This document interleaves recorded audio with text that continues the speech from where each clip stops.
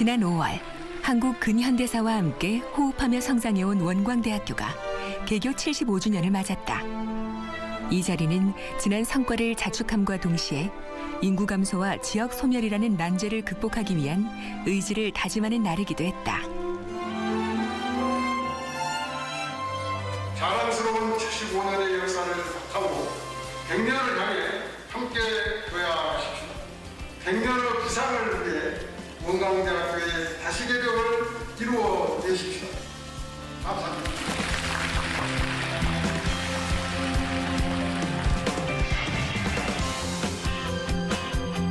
전라북도 익산시 신용동 일대에 자리 잡은 원광대학교. 65만 제곱미터 면적의 캠퍼스에 13개 단과대학, 66개 학과를 갖춘 종합대학교이다. 원광대학교는 물질이 개벽되니 정신을 개벽하자는 원불교 개교 정신을 바탕으로 원불교 교단이 설립한 전북 지역의 대표 사학으로 75년간 연구와 교육, 인재 양성의 역할을 충실히 수행해오고 있다.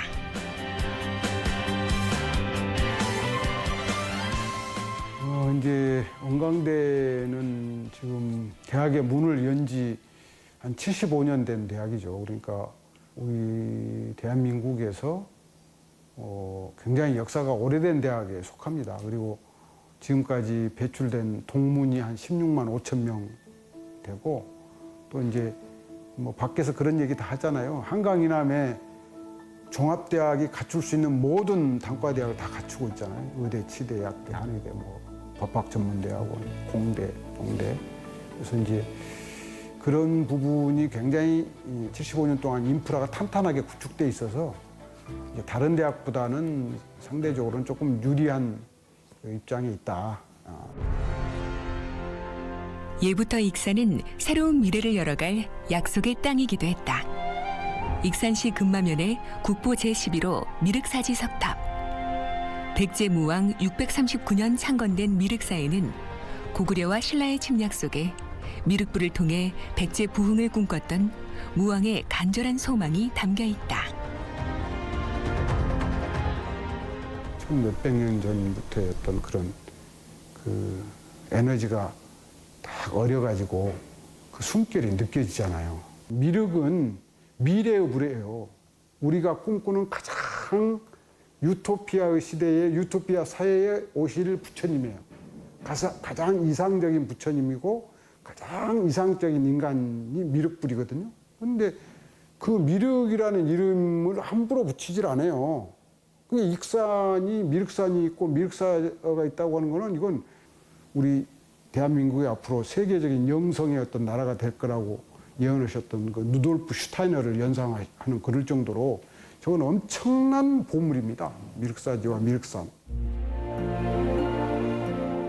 미륵의 꿈과 무왕의 소망이 담긴 익산은 대한민국 철도 교통의 요지이자 원불교가 태동하고 성장한 본산이기도 하다. 원광대학교를 설립한 원불교는 국내 4대 종교이자 한국에서 태생된 민족 종교이다. 시대의 변화를 각성하고 변화에 맞는 정신 문명을 추구했던 원불교 창시자 소태산 박중빈은 그의 종교적 이상을 익산에서 펼치고자 했다. 당시에 익산이 어떤 새로운 교통의 요지가 좀 되고 그래서 많은 아까도 얘기했지만 무산 대중들이 많이 몰려왔던 것 같아요. 그리고 또 익산은 백제 때부터 미륵사라는 사찰이 있었습니다. 그래서 당시에 이제 소태산 대종사라든가 당시에 그를 따르는 원불교 그분들께서 이 새로운 터전, 그러니까 무산 대중들이 모여 있고 이 속에서 어떤 교화를 펼치게 되면 그러한 그 영화 세상에 새로운 세상이 되지 않을까 하고 생각했던 것 같습니다.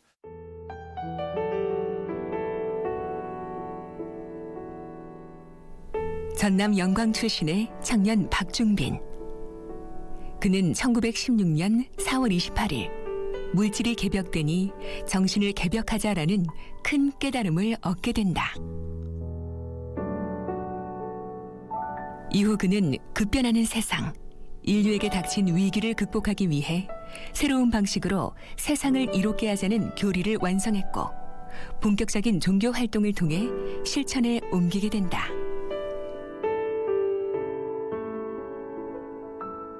그 배경에는 그 당시 인류 문명이 처한 많은 위기들, 그리고 그것을 타개하기 위해서는 새로운 정신의 운동이 필요하다고 생각을 하시고 만들어진 종교입니다.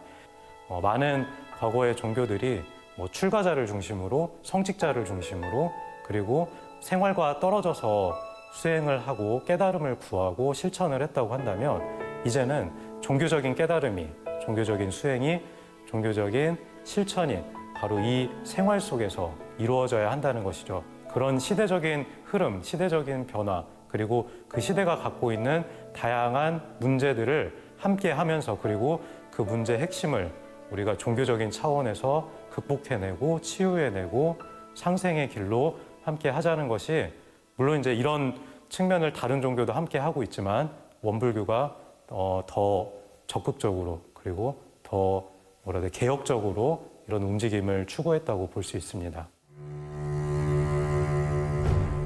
원불교는 일본의 제국주의 앞에 우리의 국권과 민중의 삶이 유린당하는 참혹한 현실 속에서 시작되었다. 소태산 박중비는 교화, 교육, 자선을 원불교의 3대 목표 사업으로 정하고 실행에 옮겼다. 그중 교육은 일찍이 혹독한 민중들의 삶의 개선을 위해 가장 시급하고 중요한 사업이었다. 1924년 익산에서 불법연구회를 설립하며 농촌 빈민 출신의 무산자와 자녀들을 대상으로 교화와 교육 활동을 시작하게 된다.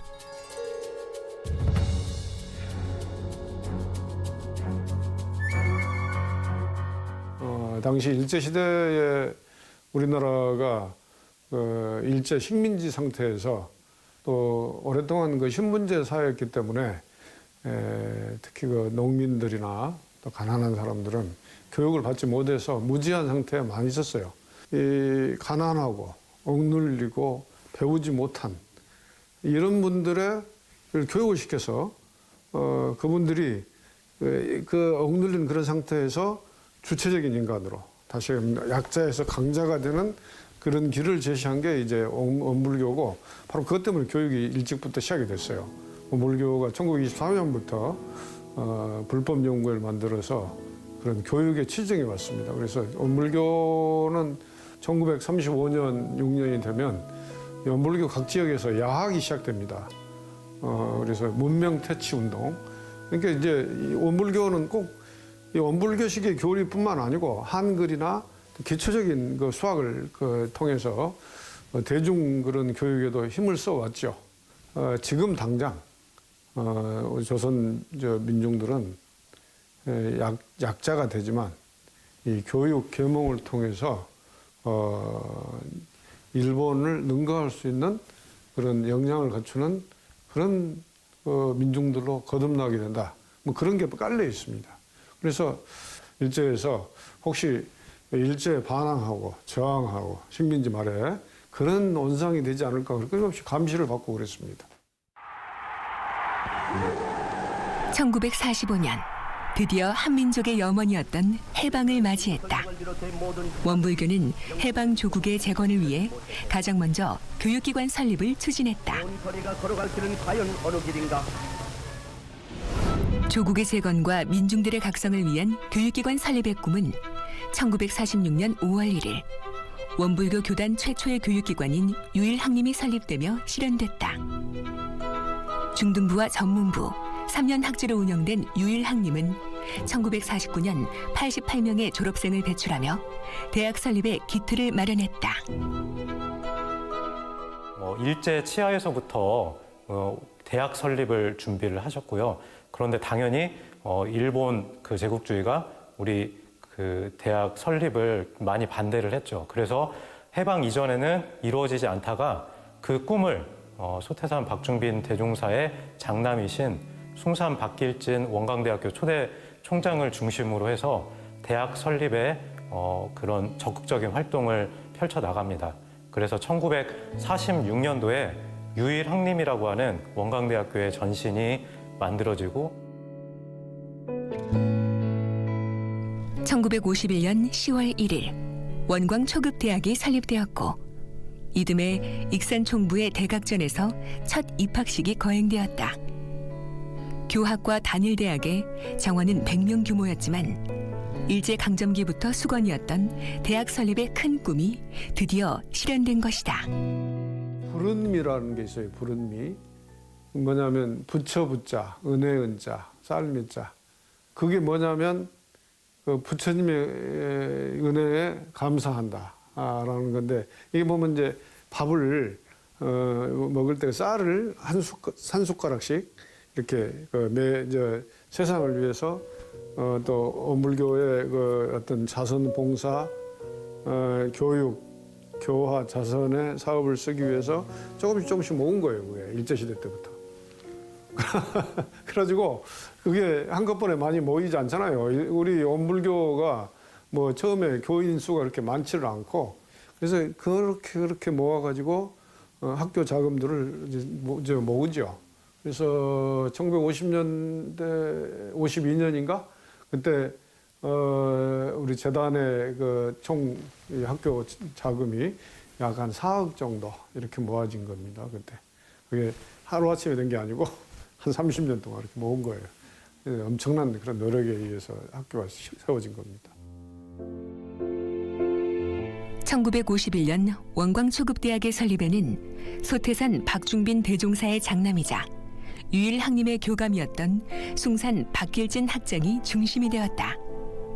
박길진은 이리보통학교를 졸업하고 1931년 이례적으로 기독교 재단이 설립한 배제고등학교에 입학하였다. 이후 1936년 일본 동양대학교 철학과에 유학하여 동서양의 종교와 철학을 깊이 있게 공부했다. 그는 1940년 귀국 이후에는 유일학님의 설립과 학생교육, 원광초급대학의 설립과 학교 운영에 앞장서며 원불교 교단이 아닌 교육 현장에 투신하게 된다.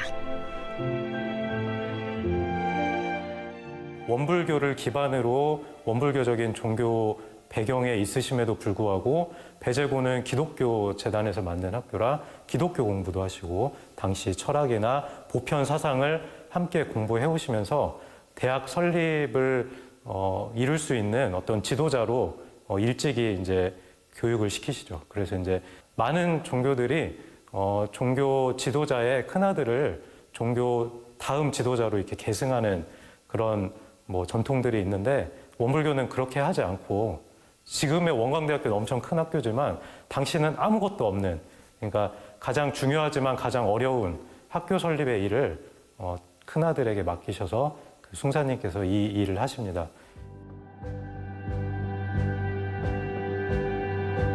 원광초급대학은 1953년 국문과를 신설하며 4년제 대학으로 발전한다. 국문과에는 이병기, 정인승, 신석정, 홍석영 등의 유수의 교수들이 초빙되었고 이후 박범신, 양귀자, 윤흥길, 안도연 등 한국 문단을 대표하는 문인들을 배출하며 한국 현대문학의 요람으로 자리 잡고 있다.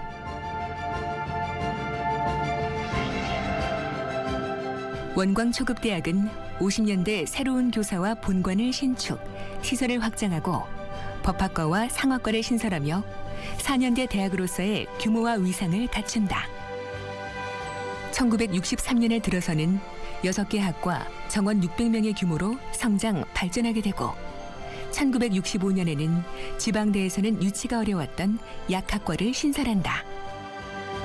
이 시기 숭산 박길진 총장은 물질과 정신의 조화를 이룬 인재 양성, 도덕성 있는 인재를 통한 이상사회 실현이라는 교육 철학을 정립한다.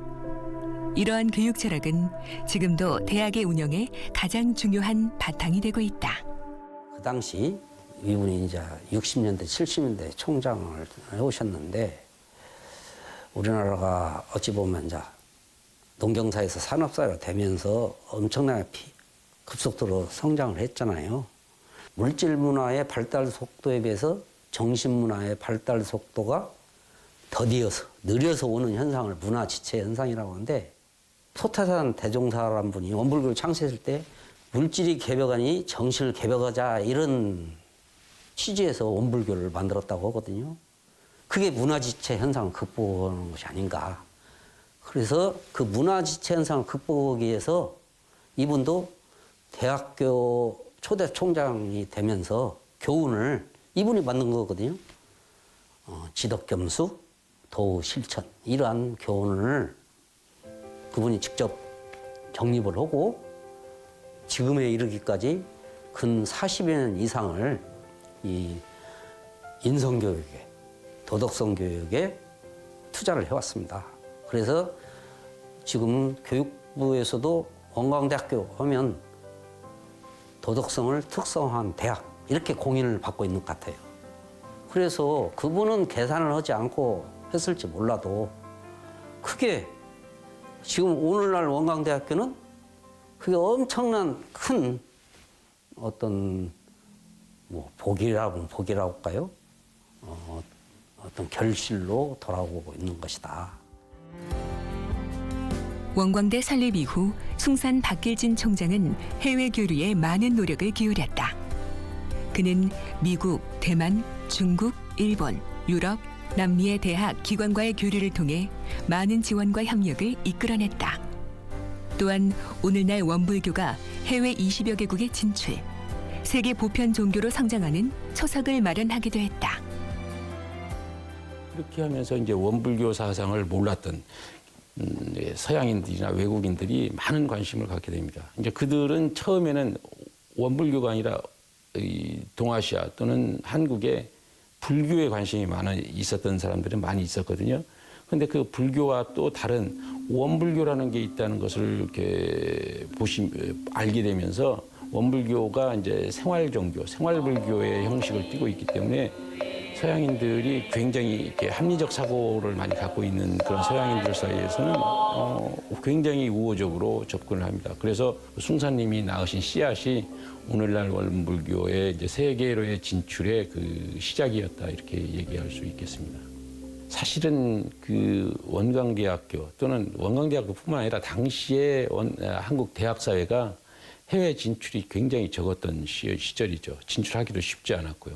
어떻게 보면 무에서 유를 창조를 했다.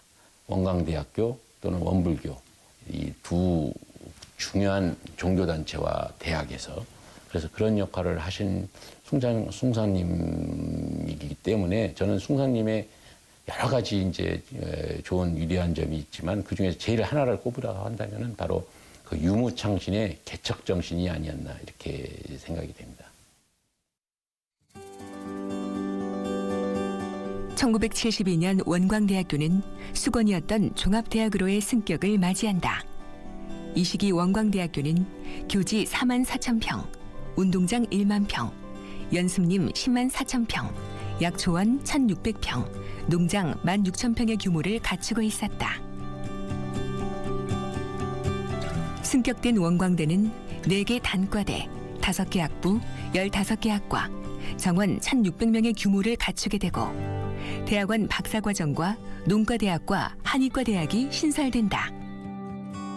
1980년대에 이르러 의예과와 치과대학, 가정대학이 신설되며 15개 대학, 62개 학과, 학교 구성원 15,700명 규모의 굴지의 대학으로 우뚝 산다.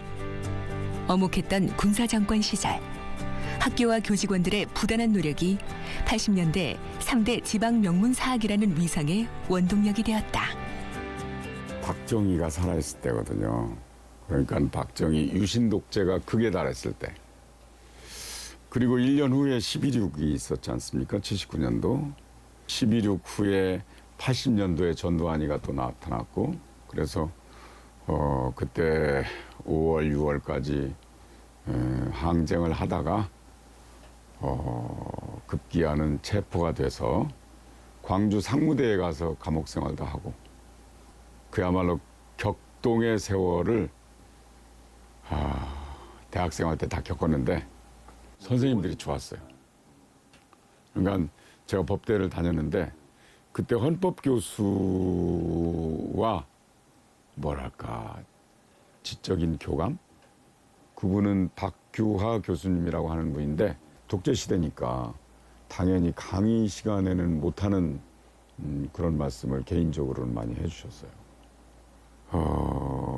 나 개인만이 아니라 내가 발을 딛고 서 있는 우리 사회를 생각하는 그 배려, 관심, 뭐 이런 생각을 그분이 심어주지 않았나.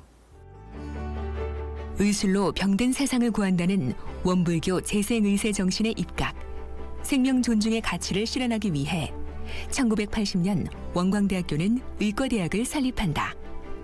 의예과, 의학과, 간호학과, 작업치료학과 4개 학과의 의과대학은 지금까지 3,600여 명의 의료인을 배출해오고 있다. 1984년 개원한 원광대학교 부속병원은 공공의료기관으로 지역민들에게 양질의 의료 서비스를 제공하고 국내는 물론 해외에서도 꾸준히 의료봉사 활동을 해오고 있다.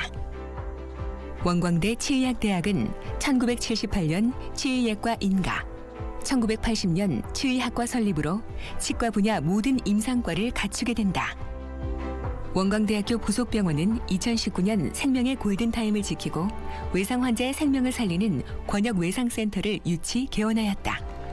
2016년부터는 도내에서는 처음으로 전국에서는 6번째로 응급의료 전용 헬기 운항을 시작함으로써 지역민들의 소중한 생명과 건강을 지키는 데 투자와 노력을 기울이고 있다. 맑고 밝고 훈훈한 병원을 지향합니다. 또한 상급 종합병원으로서 교육과 연구에도 많은 심혈을 기울이고 있어서 의료기술을 새로 도입하고 개발하여 이런 우리 지역민에게 혜택을 주는 그런 방향으로 경영을 하고 있습니다. 그뿐만 아니라 원불교의 이런 재생의세의 이념을 전 세계에 이렇게 널리 전파하기 위해서 세계 의료 봉사 또는 지역의 어려운 환자들에 대한 그런 지원 등을 끊임없이 수행하여 우리의 설립 이념을 널리 전파하고 있는 것입니다.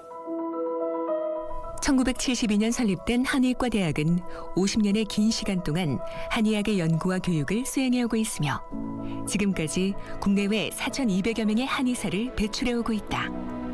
1984년 익산 부속 한방병원 개원 이래 광주, 전주에 부속 한방병원을 설치, 재생의세 정신을 전국적으로 널리 알리고 있다. 지성과 덕성을 겸비한 이런 인성적인 부분에서도 강화하는 교육을 실시하고 있습니다. 또 무엇보다 역량 중심으로 임상수기를 강화해서 임상이 뿐만 아니라 연구, 교육 이런 모든 측면에서 사회에서 정말 좋은 일꾼이 되는 유용한 인재가 되도록 그렇게 교육을 하고 있습니다.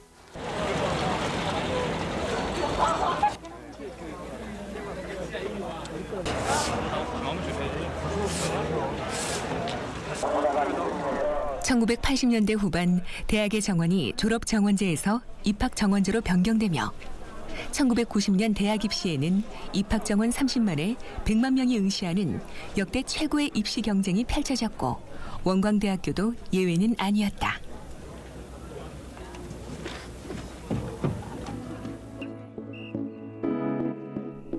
(1990년) 만 18세 이상 대입 학령 인구는 92만 명. 2020년 지난해 대입 학령 인구 47만 명과 비교하면 2배 가까운 수준이다. 대학 진학만이 평범한 시민들의 유일한 신분 상승 도구였던 그 시절. 지역은 물론 전국 각지에서 원광대학교에 지원자들이 몰렸던 시절이기도 하다.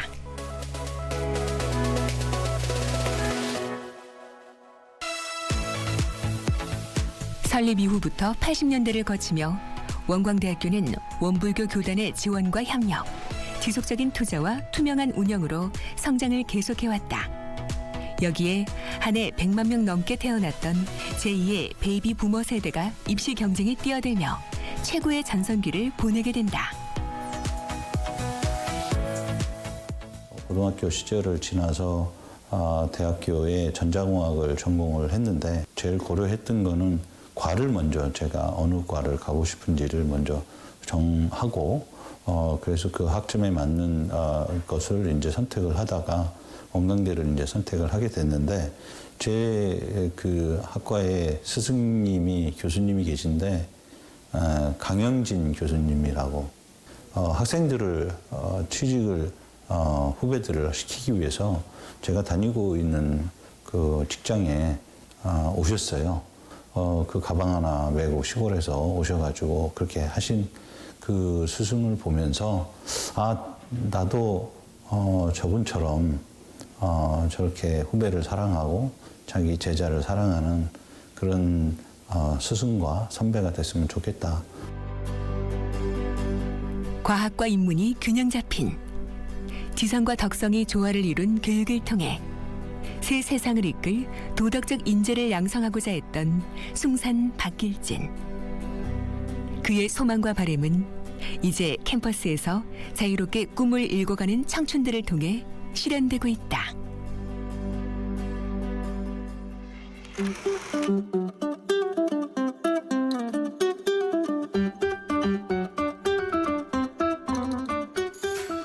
안녕하세요. 원광대학교 한의학과 18학번 송찬미입니다. 오늘은 제 하루를 카메라에 담아보려고 하는데요. 지금 이제 등교를 해야 되기 때문에 간단히 몇 가지만 챙겨서 우선 등교를 해보도록 하겠습니다.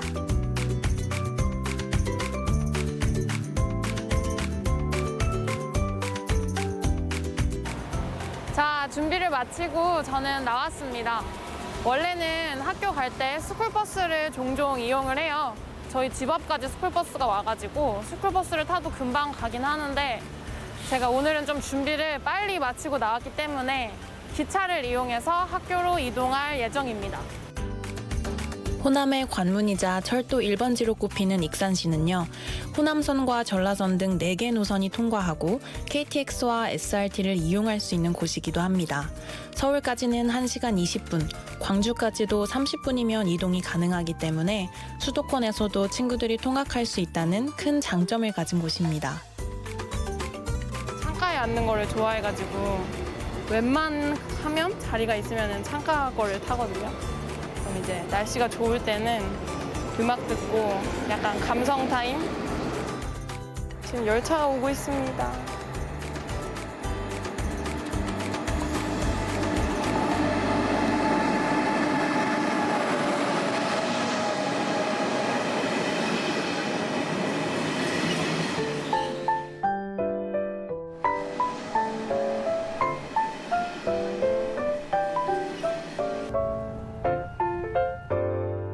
매일 다니는 평범한 시간이지만 호남 평야를 가로질르는 이 찰나가 제겐 힐링입니다. 이제까지 느끼지 못한 여유와 풍요로움에서 오는 정서적 안정감이 또 다른 만족감을 안겨주거든요.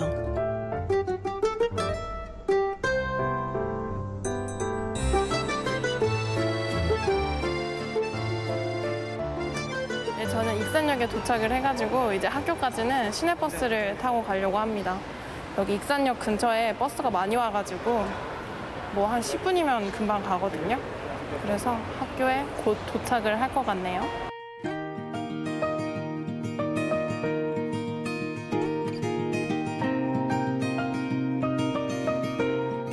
네, 지금은 경혈학 시간인데요. 오늘은 실습이 있어가지고 실습복으로 먼저 갈아입은 다음에 수업 준비를 해야 될 것 같습니다. 오늘 공부할 부분이 굉장히 많아가지고 실습복을 갈아입고 오겠습니다. 그동안 비대면 수업으로 만나지 못했던 친구들과 함께하는 시간, 그래서 더 설렜고 즐거운 순간이었습니다. 고민형처럼 듬직하게 학생들의 목소리에 귀 기울여 주시는 권호상 교수님 덕분에 이 과목을 가장 좋아하게 됐는데요. 바로 이 경혈학 수업은 우리 몸속 300여 개의 맥과 혈을 연구하는 시간입니다.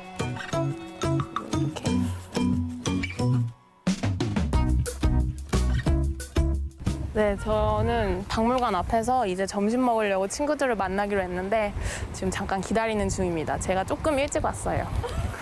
배고파. 빨리 밥 먹자. 뭐 먹을 거예요? 돈까스? 오늘 돈까스 먹을까? 학식이라 불리는 학생 식당은요, 한식, 양식, 중식을 아우르는 다양한 메뉴를 가지고 있어서 선택의 폭이 넓습니다. 또 자취하는 친구들도 부담 없는 가격으로 영양소를 고루 갖춘 식사를 할 수 있다는 점이 특징인데요. 사실 친구들이랑 수다 떨면서 먹으면 뭐든지 맛있긴 하죠. 네, 저희 이제는 밥을 다 먹어가지고 시간이 좀 남아서 커피 한잔 하러 가려고 합니다. 수더코? 거기 있는 카페 걸까요? 네, 좋아요. 네, 수더코에 가서 커피를 한잔 하도록 하겠습니다.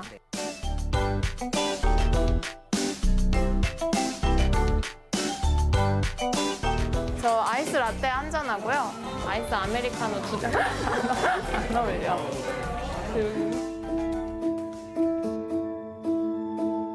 원광대학교의 핫플레이스인 이곳 수더코는요. 학생들이 휴식과 만남, 우정, 사랑을 누릴 수 있는 곳으로 많은 추억들이 함께합니다. 가족이나 다른 학교에 다니는 친구들을 데려오면 가장 먼저 소개하는 곳이기도 합니다.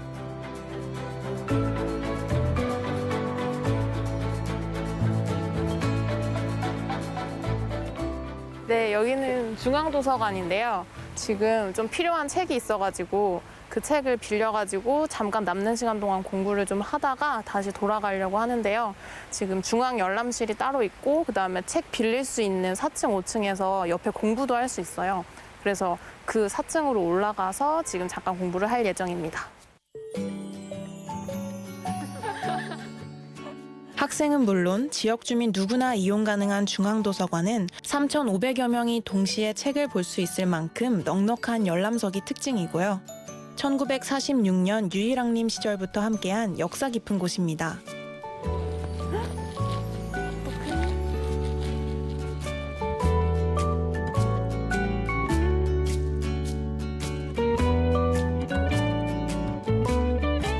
네, 드디어 원대의 자랑 수목원에 잠깐 들렸는데요. 지금 사진이 제일 잘 나오는 곳을 찾아서 좀 인생샷도 찍고 플레음도 맡을 시간을 가지겠습니다. 좀 산책 좀 하다 가려고요.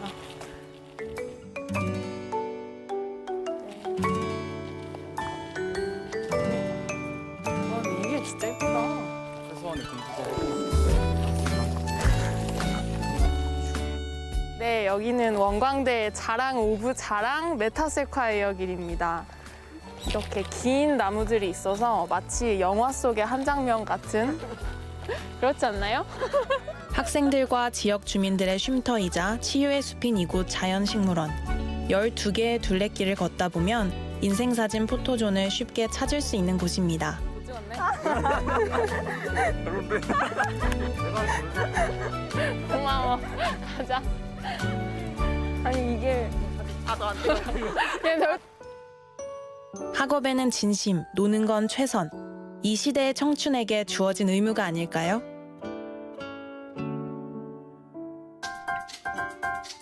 네, 오늘 저의 하루 가까이서 지켜보셨는데요. 어떠셨나요?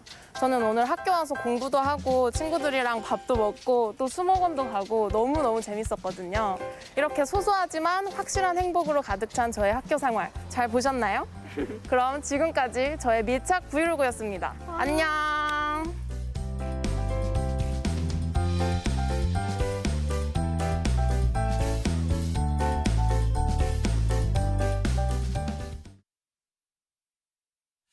지방 소멸이 현실화되는 거 아니냐? 인구 180만 명 선이 허무하게 전국 소멸 위기 도시 89곳에 지방 소멸을 막기에 역부족이라는 인구 유출에 따른 지역 소멸의 심각성을 연간 채용되는 인원이 100명도 안 되는 이유를 청년 인구 유출이 심각해 일자리 인구 감소와 인재 유출이 불러온 지역 소멸 위기. 지역 대학 또한 이런 위기에서 예외는 아니었다. 학생 감소 규모가 전국에서 세 번째로 많은 것으로. 우리가 현실을 개선하려고 하는 어떤 그 적극적인 노력, 의지 이걸 결집을 해야 된다고 봐지고 그거는 대통령도 중앙정부도 못합니다. 그런 고통을 받고 차별을 받고 훨씬 불리한 대우를 받고 있는 이게 저는 희망이라고 봐요. 인류 역사에서 새로운 창조는 어디서 나오냐면 중심에서는 나온 법이 없습니다. 항상 소외되고 낙후되고 뒤떨어지고 차별받는 주변에서 새로운 세상을 여는 사상과 철학과 인물과 어떤 운동이 일어나거든요. 학령 인구 감소 직격탄을 맞은 지역 대학의 현재. 위기 극복을 위한 대안 마련에 집중하고 있다. 원광대학교 AR, VR 체험센터. 간호학과 학생들이 VR을 활용 실습 교육을 하고 있다. 새롭게 도래하는 4차 산업시대의 대응을 위해 과학기술정보통신부 공모사업을 통해 올해 원광대학교가 설립한 센터이다.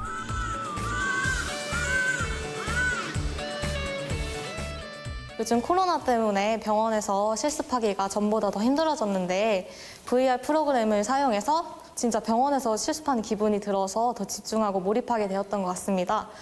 요즘 같은 비대면 시대에 접근성이 쉬운 VR 프로그램이 더 활성화된다면 교육에 더 효율적으로 임할 수 있을 것 같습니다. 원광대학교는 4차 산업의 선도적 대응을 위해 디지털 콘텐츠 융합과를 신설하고 가상 및 증강현실 체험센터 구축 등에 투자하고 있다. 그러나 새로운 기술의 발현과 사회의 다양한 요구에 대응하기 위한 투자 수요는 늘어나는 데 비해 인재 유출과 학령 인구 감소가 가져온 대학의 재정 위축은 신규 투자를 어렵게 만들어가고 있다. 이러한 현실 극복을 위해 학교와 교수들은 필사적인 연구 지원 사업 유치 활동을 통해 돌파구를 마련하고 있다.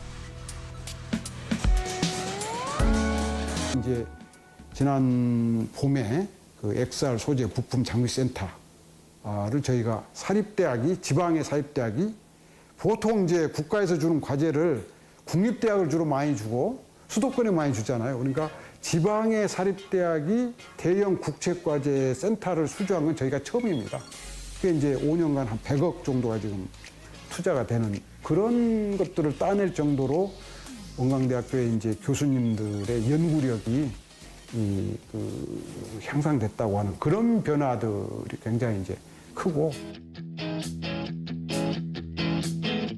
학생들의 일자리 창출 또한 사회가 요구하는 대학의 주요한 기능이다. 50여 개 업체가 입주해 활동 중인 창업보육센터는 학생 및 졸업생, 지역 벤처기업 등이 창업을 할 수 있도록 돕기 위해 만들어졌다. 기계, 바이오, 게임, 앱 개발 등 다양한 업종과 규모의 기업들이 입주해 있다.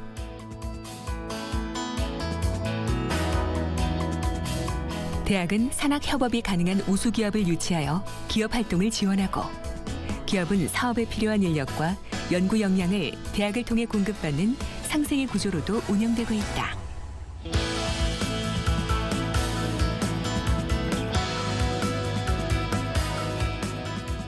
저렴한 관리비, 입주금 이런 것들은 저희한테 재정적으로는 상당히 도움이 된다고 할 수가 있겠고요. 두 번째로는 원광대의 우수한 인적 자원들을 손쉽게 이렇게 뽑아서 활용할 수 있다는 그런 장점이 있겠습니다. 갈수록 심화되어가는 대학 간 경쟁 속에서 취업률은 학생들에게는 생존을 위해 필수적인, 대학에게는 냉혹한 평가 기준이 되는 중요한 지표이다. 대학에서는 취업 박람회, 직무 적성 검사, 구직 노하우 카운셀링까지 취업에 도움이 되는 다양한 취업 프로그램을 기획하고 제공하고 있다.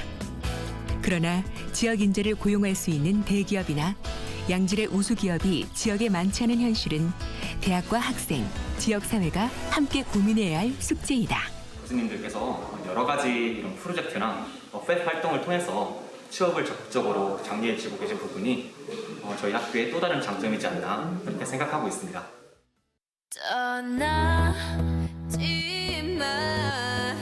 Just stay. 지금 이 시간을 멈춘 채 너와 함께라면 난 I could die in this moment.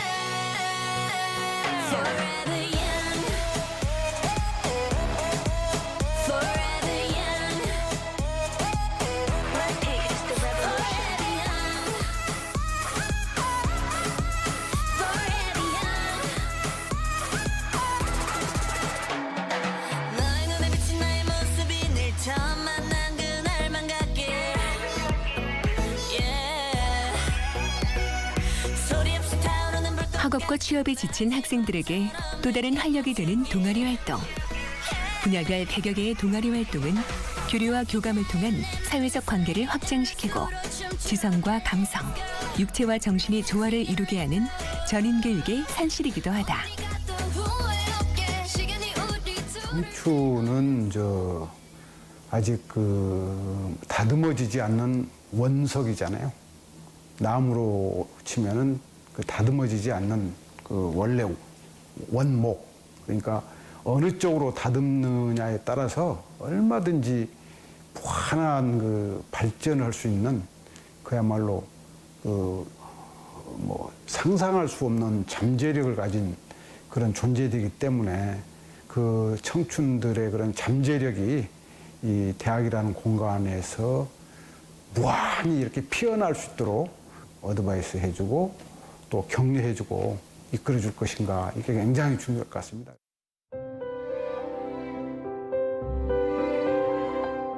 원광대학교는 지역의 위기가 가져온 대학의 위기를 청년들의 인격 성장과 사회적 필요의 융합이라는 차별화된 정책을 통해 극복하고 있다.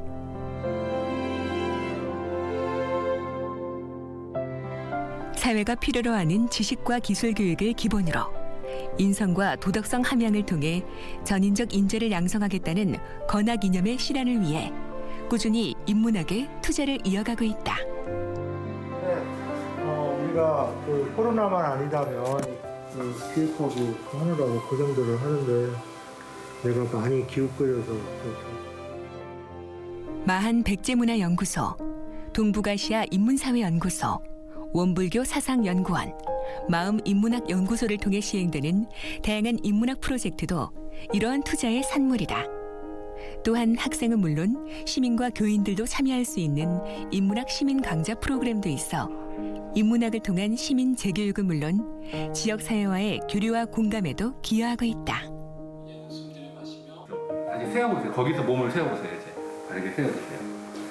위로, 최대한 위로 뻗어올리고 숨을 멈춥니다. 강제교육 영화였나? 약간 2위인가 뭐 그랬을 겁니다. 살인의 추억이 잘 되고 나니까 사실은 이때부터는 이제 승승장구한 거죠. 맞아요. 벌써 10년 넘게 진행되고 있는 글로벌 인문학 강좌는 글로벌 석학과 분야별 정상급 강연자들이 함께하는 명품 교양 강좌로 교수와 학생 모두에게 가장 인기 있는 인문학 프로그램 중 하나다. 그 데이터를 어떻게 활용해서 네, 이거는 1941년 베를린 국립극장에서 문화에서 빼놓을 수 없는 소재가 되는 겁니다. 그래서 선생님께서 하는 이야기가 소가 힘이 세다고 그래서 소를 존경해야 되느냐 뭐 이런 이야기를 하더라고. 지식이 많다고 해서 사람이 되지 못한 사람을 존경할 수는 없는 거 아닙니까? 그리고 도덕의 바탕이 되지 않으면 결국에 그 사람의 그 가치가 떨어지는 거예요. 그리고 단순하게 지식 암기하고 이런 뭐 계산이라든가 뭐 그런 쪽으로 많이 한다고 그래서 영향이 커지는 게 아니에요. 인문학이라든가 또는 사회 전체를 볼 수 있는 안목을 키워나가는 게 장래에 장구한 세월에 그 사람의 학문 역량이나 지적인 수준이 높아진다고 생각을 합니다. 창의 공과대학의 한 강의실. 공학도인 이들 또한 전공의 구분 없이 인성교육과 사회봉사 프로그램인 도의실천 인증제에 참여한다. 또한 전공과 융합된 다양한 인문학 프로그램의 참여를 통해 과학과 인문, 지성과 덕성을 겸비한 차별화된 인재로 육성되고 있다.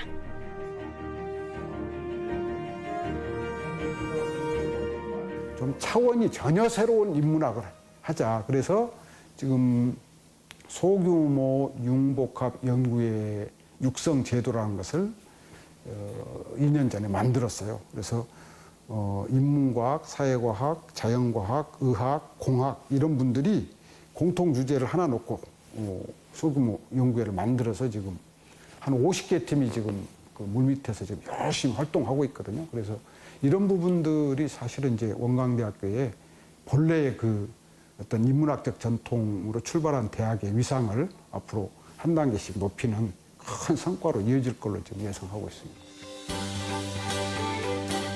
대학과 지역의 상생과 생존을 위한 지역사회와의 연대와 협력은 필수적이다.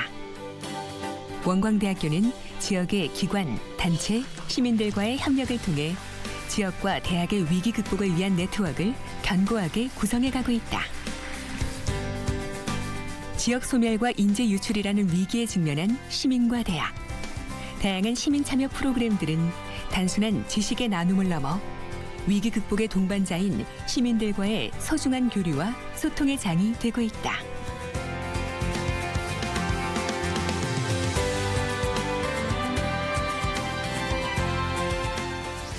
원광대학교가 미래 캠퍼스를 시민과 기업 친화적으로 조성하기로 했습니다. 원광대는 캠퍼스 기본 계획을 발표하고 학령 인구 감소를 감안해 캠퍼스를 능동적으로 재배치해 오는 2046년까지 문화와 놀이, 교육 등을 시민과 공유하는 공간으로 단계적으로 만들기로 했습니다. 또 150여 개 기업을 유치할 수 있는 고층 비즈니스 센터를 신축한다는 방침입니다. 지역사회 발전을 위해서 지역사회 인재를 우리가 키운다라는 생각을 지역사회에서 좀 가져갔으면 좋겠다. 대학이라는 공동체는 지역사회, 학부모, 대학생, 그리고 교직원 이렇게 이루어지잖아요. 지역사회는 아주 거기에서 중요한 멤버라고 생각합니다. 또 지역사회로부터 인정받기 위한 학생들로 좀 성장했으면 좋겠다. 요즘 학생들은 진로 걱정, 취업 걱정으로 고민이 많을 거예요. 그래도 젊음이 있으니까 뭐든 할 수 있을 거라 생각하고 제가 응원할게요. 파이팅! 여러분이 우리 사회의 미래이고 지방대학이 우리 지역의 희망입니다.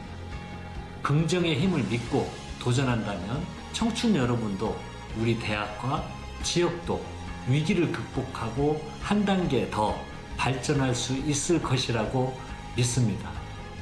지역 인재가 곧 지역의 미래라는 점을 우리 모두가 공감하고 있는 만큼 사랑스러운 청춘들이 자신의 꿈을 마음껏 펼치고 실현할 수 있도록 익산시도 언제나 곁에서 최선을 다해 응원하겠습니다. 지역 인재가 고향에서 마음껏 뜻을 펼치고 일할 수 있는 사회, 지역에서 살고 있는 우리 모두가 바라는 미래일 것입니다. 여러분의 노력에 전라북도가 함께하겠습니다. 역사는 다수가 바꾸는 거 아니에요. 철들고 깨닫고 어떤 시대를 내다보는 선지자 몇 사람이 온몸을 불태우면서 이끌어 왔잖아요. 전봉준 장군처럼. 그러니까 정말 여기를 사랑하고 아끼는 그 뜻있는 교수님들, 뜻있는 우리 지역사회 주민들, 뜻있는 지자체장들, 뜻있는 우리 학생들이 똘똘 뭉쳐가지고 1년에 100명만 지역에 남는 인재 길러내면 10년, 20년 후는 양양하죠. 우리가 지혜와 힘과 에너지를 한번 모아보자. 저는 그 길에 제 역할을 앞으로도 계속 하고 싶다 이런 생각을 하는 거죠.